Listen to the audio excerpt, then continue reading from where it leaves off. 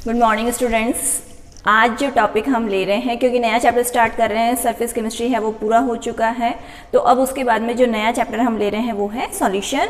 और यहाँ पर हम पढ़ेंगे सॉल्यूशन से रिलेटेड, भाई कितने डिफरेंट टाइप्स के हैं सॉल्यूशंस हैं वो हो सकते हैं, सॉल्यूशन बनता कैसे है, और साथ ही साथ जो आप लोगों के एनसीईआरटी के अंदर जो कोर्स में है solubility of solid in liquid और solubility of gas in liquid, और उसी से रिगार्डिंग जो हेनरीज लॉ एक दे रखा है वो भी इसी वीडियो के अंदर हमें वो डिस्कस करेंगे। तो वीडियो को आपको पूरा देखना है लास्ट तक, ऐसा नहीं कि बीच में छोड़कर चले जाओ। कॉपी पेन आपको लेकर बैठना है और शुरू करते हैं हम फटाफट से यहाँ पर सॉल्यूशन। तो सॉल्यूशन यहाँ पर जैसे प्रीवियस क्लासेस में आप लोगों ने बहुत बार इसका नाम है वो सुन रखा है। तो सॉल्यूशन बनता किस तरीके से, तो दो चीजें हैं वो कंपलसरी हैं इसके लिए। एक तो सॉल्यूट होना चाहिए, दूसरा वहाँ पर क्या होना चाहिए, सॉल्वेंट होना चाहिए यहाँ पर। अब सॉल्यूट और सॉल्वेंट जो दो चीजें हैं जो कंपलसरी है यहाँ पर कि वो उनके बिना सॉल्यूशन है वो नहीं बन सकता है। तो अब हमें कैसे पता चलेगा कोई चीज़ सॉल्यूट है या कोई चीज़ वहाँ पर सॉल्वेंट है, तो वहाँ पर हमेशा आपको ध्यान रखना है कि जो लेसर अमाउंट में, जो कम अमाउंट के अंदर है वो तो होगी वहाँ पर सॉल्यूट, और जो ज़्यादा अमाउंट के अंदर है वो वहाँ पर होगा सॉल्वेंट। तो जो चीज़ ज़्यादा अमाउंट में है वही वहाँ पर उस सॉल्यूशन का फेज भी डिसाइड करेगा, क्योंकि जो ज़्यादा अमाउंट में है वही फाइनली हमको वहाँ पर दिखेगी। जैसे फॉर एग्जांपल अगर हमने वहाँ पर पानी लिया और पानी के अंदर हमने सॉल्ट है वो डिसॉल्व किया। अब अगर आप सोचो कि भाई सॉल्ट की जो स्टेट है वो तो क्या है, सॉलिड, और वहाँ पर अगर जो लिक्विड जो पानी है वो क्या है, लिक्विड फेज के अंदर है। तो जब हमने सॉल्ट के अंदर मतलब पानी के अंदर अगर हमने सॉल्ट ऐड कर दिया तो फाइनली हमको वहाँ पर जो सॉल्यूशन की फेज मिल रही है तो वो हमको लिक्विड ही मिल रही है। क्यों मिल रही है लिक्विड, क्योंकि वहाँ पर वाटर जो कि लिक्विड है वो ज़्यादा अमाउंट में था, इस वजह से वहाँ पर सॉल्यूशन का फेज है वो भी क्या हो गया, वहाँ पर लिक्विड ही हो गया। तो ये चीज़ हमेशा आपको ध्यान रखनी है कि जो ज़्यादा अमाउंट के अंदर होगा वो सॉल्वेंट, और सॉल्वेंट ही क्या डिसाइड करेगा, वहाँ पर फेज है, सॉल्यूशन की फेज है वो डिसाइड करेगा। तो हम यहाँ पर लिख सकते हैं कि भाई सॉल्यूट प्लस सॉल्वेंट से तो क्या बन गया, सॉल्यूशन है वो बन गया, और इसका जो फेज होगा वही यहाँ पर किसका फेज होगा, सॉल्यूशन का है वो फेज है वो कहलाएगा। जैसे एग्जांपल मैंने आपको बताया कि सॉल्ट इन वाटर अगर हमने लिया तो सॉल्ट सॉलिड होते हुए भी हमको सॉल्यूशन कैसा मिल रहा है, लिक्विड फेज सॉल्यूशन है वो हमको मिलेगा। क्यों मिलेगा, क्योंकि वाटर के इस फेज के अंदर है, लिक्विड फेज में है, तो हमें सॉल्यूशन भी कैसा मिलेगा, वहाँ पर लिक्विड ही मिलेगा। तो इस तरीके से हमने अभी यहाँ पर सिर्फ ये समझा है सॉल्यूट क्या है, सॉल्वेंट क्या है, दोनों से कॉम्बिनेशन से सॉल्यूशन वहाँ पर बन रहा है।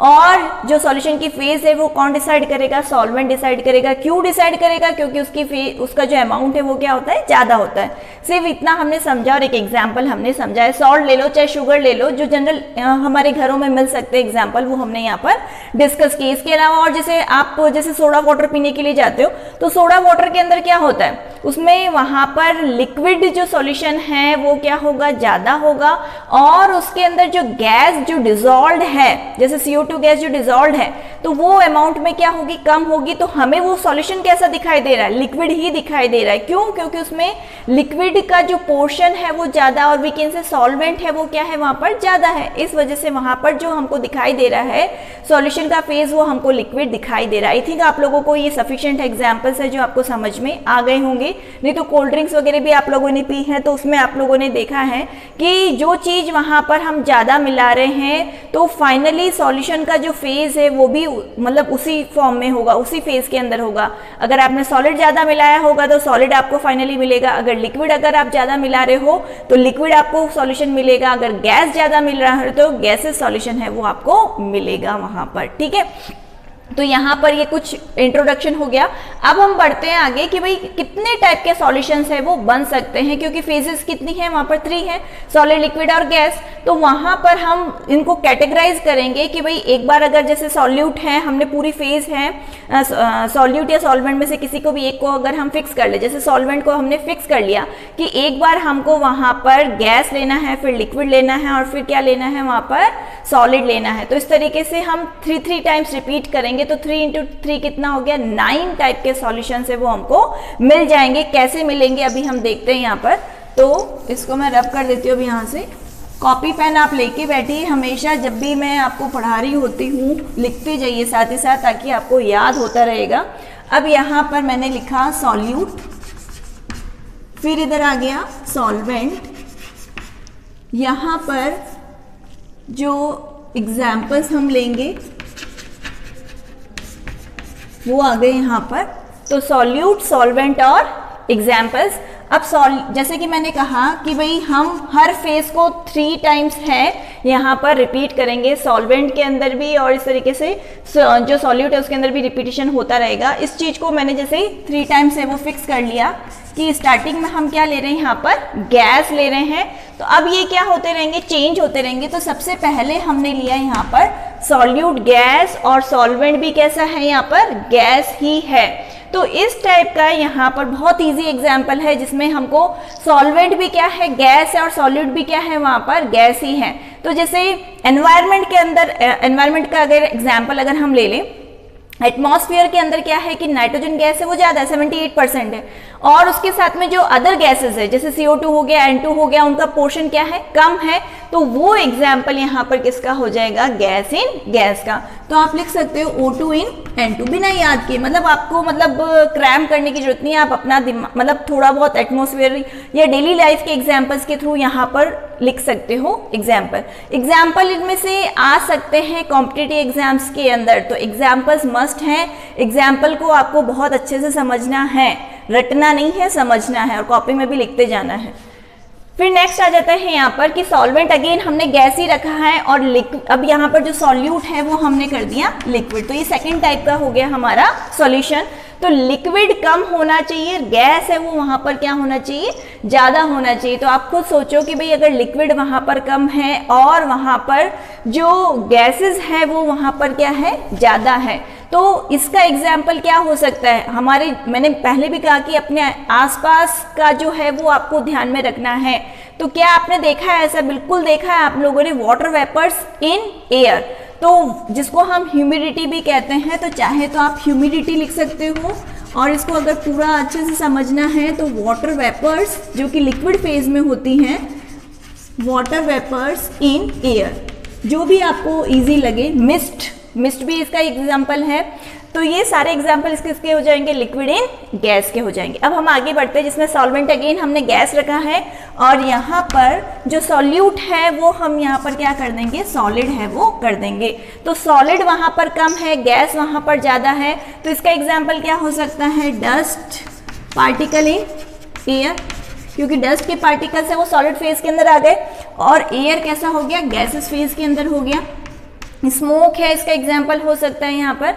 तो ये सारे एग्जाम्पल किसके होंगे यहाँ पर, सॉलिड इन गैस के। स्मोक भी आप लिख सकते हो यहाँ पर, क्योंकि उसके अंदर भी क्या होगा कि जो छोटे छोटे पार्टिकल हैं जो डस्ट के, डर्ट के, वो सॉलिड फेज में होंगे, और गैसेस जो एयर जो है वो गैसेस फेज को वहाँ पर डिनोट है वो कर रही है। तो इस तरीके से ये हो गया सॉलिड इन गैस यहाँ पर, जिसमें गैस है वो ज़्यादा होगा। अब हम सॉल्वेंट को क्या करेंगे यहाँ पर, जैसे एक बार ये 3 फेज इसकी 3 इसके टाइप से वो कंप्लीट हो गए, जिसमें हमने सॉल्वेंट क्या रखा था, गैस रखा था। अब हम यहाँ पर इसको ले लेते हैं लिक्विड। तो मैं 3 टाइम्स यहाँ पर लिख रही हूँ लिक्विड। तो ये मैंने फिक्स कर लिया सॉल्वेंट, अब ये चेंज होगा इसके रिस्पेक्ट में। तो सबसे पहले हम ले लेते हैं गैस इन लिक्विड। जो चीज कम है वो ऊपर लिखी जाएगी उसको, जैसे गैस इन लिक्विड, तो लिक्विड वहां पर क्या है, ज्यादा है। तो गैस इन लिक्विड का एग्जाम्पल क्या हो सकता है वहां पर, जिसमें गैस क्या हो, कम हो, और लिक्विड क्या हो, ज्यादा हो। थोड़ी देर पहले मैंने बोला था सोडा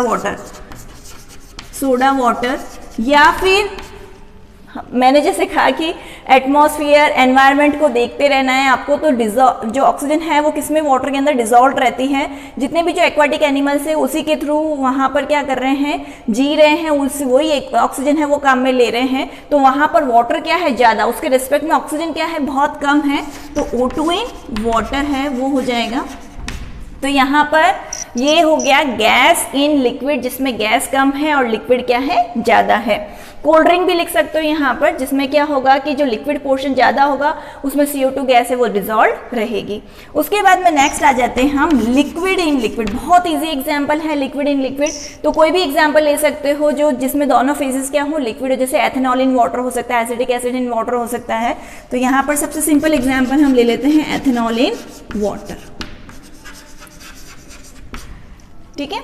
अब उसके बाद में आ जाता है यहाँ पर थर्ड टाइप जिसमें हम लेंगे सॉलिड इन लिक्विड, मतलब वहां पर सॉलिड है वो तो होना चाहिए कम और लिक्विड है वो ज़्यादा होना चाहिए। तो स्टार्टिंग ही हमने इससे की थी, salt in water, sugar in water, कुछ भी आप लिख सकते हो जो भी आपको याद आ जाए वहाँ पर। तो जो भी मतलब जो सॉलिड है, सॉलिड का एग्जाम्पल सॉल्ट हो सकता है, शुगर हो सकता है, जो भी आपको उस समय याद आ जाए तो आप वहाँ पर लिख सकते हो। तो ये हो जाएगा सॉल्ट इन वाटर, किसका एग्जाम्पल हो जाएगा, सॉलिड इन लिक्विड का एग्जाम्पल हो जाएगा। उसके बाद में हम आगे बढ़ते हैं यहाँ पर। अब हम क्या करेंगे भाई, 3 बार जैसा हमने फिक्स कर लिया लिक्विड का, अब लास्ट क्या बच रहा है, सॉलिड बच रहा है। तो अब हम 3 टाइम्स है सॉलिड लिख लेते हैं यहाँ पर कि हमने सॉल्वेंट की जो फेस है वो फिक्स कर ली। अब ये चेंज होता रहेगा इसके रिस्पेक्ट में। तो सबसे पहले हम ले लेते हैं यहाँ पर गैस। तो गैस इन सॉलिड, मतलब सॉलिड ज़्यादा होना चाहिए, गैस है वो कम होना चाहिए। तो याद करो अभी सरफेस केमिस्ट्री हम लोगों ने पढ़ा है, तो एडजॉर्प्शन हम लोगों ने पढ़ा था, एडजॉर्प्शन ऑफ गैस। अब गैस कोई भी हो सकती है, जैसे एग्जाम्पल हमने जैसे H2 ले लिया, H2 ऑन पैलेडियम ले लिया, प्लेटिनम ले लिया। तो वहाँ पर palladium platinum as a catalyst काम करेंगे, उसके ऊपर सरफेस के ऊपर जाकर कौन अटैच होगा, वहाँ पर हाइड्रोजन गैस है वो जाकर अटैच होगी, रिटेन होगी। फिर नेक्स्ट हम ले लेते हैं यहाँ पर liquid in solid. Liquid in solid आप बहुत इजी तरीके से याद रख सकते हो, क्योंकि जो मेटल्स है, मेटल्स में मरकरी होता है वो लिक्विड फेज के अंदर होता है। तो यहाँ पर हम एग्जाम्पल क्या ले सकते हैं, मरकरी का किसी के साथ में भी अगर अमलगम आप बनाते हो तो मरकरी क्या किस फेज में होगा, लिक्विड, और इसको हमने ले लिया कॉपर के अंदर। तो यहाँ पर अमलगम है वो बन जाएगा। तो ये एग्जाम्पल हो गया मरकरी इन कॉपर, किसका, लिक्विड इन सॉलिड का। अब सबसे लास्ट हमारे पास में 9th जो टाइप आता है सॉलिड इन सॉलिड। तो सॉलिड इन सॉलिड का मतलब है कि दोनों ही चीजें क्या होनी चाहिए, वहां पर सॉलिड फेज के अंदर होनी चाहिए, एक कम होगी और एक ज्यादा होगी। तो इसका एग्जांपल हम जैसे ये गोल्ड के जो हम रिंग्स वगैरह पहनते करते हैं, तो गोल्ड इतना सॉफ्ट होता है कि भाई हम प्योर गोल्ड की कभी भी ऑर्नामेंट्स है वो नहीं बना सकते हैं, इसमें हमें कुछ अमाउंट के अंदर कॉपर या सिल्वर है वो ऐड करना पड़ता है।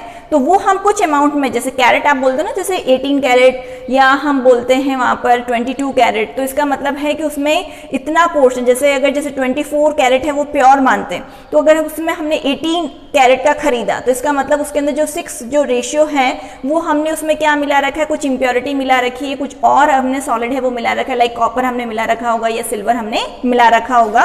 तो यहाँ पर हम ले सकते हैं कॉपर इन गोल्ड या फिर सिल्वर इन गोल्ड। तो दोनों में से आपको कुछ भी याद आ जाए वहां पर लिख सकते हो आप, कॉपर इन गोल्ड या फिर सिल्वर इन गोल्ड। इसके अलावा जो ब्रास है वो भी इसी का एग्जाम्पल है, जिसमें हम जिंक है वो कम रखेंगे और कॉपर है वो ज़्यादा रखेंगे। तो इस तरीके से हमने यहाँ पर देखा कि 9 टाइप के सॉल्यूशंस है। एग्जाम्पल इंपॉर्टेंट है, एग्जाम्पल में से क्वेश्चंस है वो बनते हैं और बोर्ड के अंदर है वो पूछे जाते हैं। तो वो बोर्ड के अंदर एमसीक्यूज के अंदर आ सकते हैं, बिल्कुल अगर आप कॉम्पिटिटिव एग्जाम्स की तैयारी कर रहे हो तो उसमें भी आ सकते हैं। तो ये आपको अच्छे से यहाँ पर इनको देखना है, लिखना है, पर रटना नहीं है, समझना है, डेली लाइफ से रिलेट करके इसको समझना है। ठीक है, अब इसके बाद में हम पढ़ेंगे, क्योंकि ये 9 टाइप के सॉल्यूशन है, पर 9 टाइप के पूरे एनसीईआरटी के अंदर हमें डिटेल में नहीं पढ़ना। डिटेल में तो हमें सिर्फ 2 चीजों को पढ़ना है। वो जो 2 चीजें हैं वो एक तो है यहाँ पर solid in liquid. Solid in liquid को हमें ध्यान से पढ़ना है कि वहां पर आगे क्या क्या फैक्टर्स है जो इसकी सॉलिबिलिटी को इफेक्ट है वो कर सकते हैं। और एक हमको पढ़ना है यहाँ पर गैस इन लिक्विड, ये वाला गैस इन लिक्विड को बहुत अच्छे से पढ़ना है यहाँ पर। तो